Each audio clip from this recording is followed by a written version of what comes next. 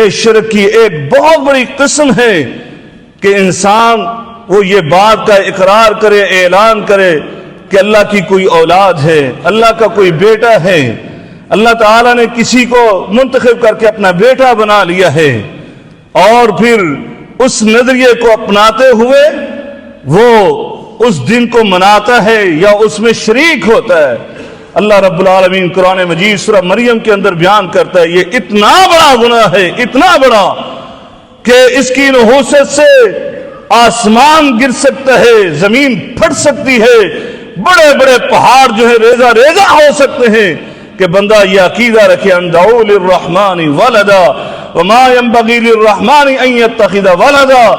اللہ کے لیے لائق نہیں ہے کہ اللہ کسی کو اپنا بیٹا بنائے، اور یہ دنیا والے کہیں کہ نہیں اللہ نے اپنا ایک بیٹا بنایا ہے، اور پھر اس کے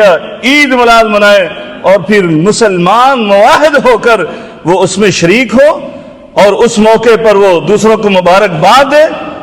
اگر آپ نے ایسا کام کیا ہے تو اپنے رب کے حضور ابھی آ جائیے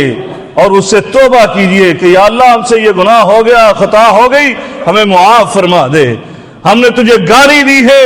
اے اللہ ہمیں معاف فرما دے، آئندہ ہم اس کے قریب بھی نہیں پھٹکیں گے اور کبھی ایسی بات نہیں کہیں گے۔